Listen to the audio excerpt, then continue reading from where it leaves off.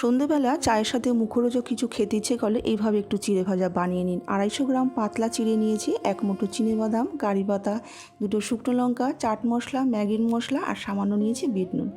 কড়াইতে অনেকটা পরিমাণে সাদা তেল দিয়ে তেলটাকে খুব ভালো করে গরম করে নিয়েছি। এবার গ্যাসটাকে হাইতে রেখে একটা ছাঁকনি দিয়ে 1 মুঠো চিড়ে এর মধ্যে দিয়ে দিচ্ছি। কয়েক সেকেন্ডের মধ্যেই দেখবেন চিড়েটা কিন্তু খুব সুন্দর মুচমুচে করে ভাজা হয়ে যাবে। এবার তেলটাকে ঝরিয়ে নিয়ে আমি একটা ঝাঁঝরির মধ্যে দিয়ে দিচ্ছি। আরও 1 মুঠো চিড়ে এইভাবে দিয়ে দিচ্ছি। গ্যাসটাকে কিন্তু অবশ্যই হাইতেই রাখতে হবে, তাহলে দেখবেন চিড়ের ভাজাগুলো মুচমুচে হয়ে যাবে। সমস্ত চিড়েগুলো ভাজা হয়ে গেছে। এবার 1 মুঠো চিনেবাদাম আমি এখানে নিয়েছি, ছাঁকনির মধ্যে রেখেও চিনেবাদামটাকে খুব ভালো করে ভেজে চিড়ের মধ্যে দিয়ে দিচ্ছি। 2টো শুকনো লঙ্কা, শুকনো লঙ্কাটাকে ভেজেও এখানে দিয়ে দিলাম, আর দিয়ে দিলাম 1 মুঠো কারি পাতা। কারি পাতাটাকেও ভেজেও এখানে দিয়ে দিলাম। এবার ওপর থেকে দিয়ে দিচ্ছি সামান্য একটু বিট লবণ, চাট মশলা, ম্যাগির মশলা।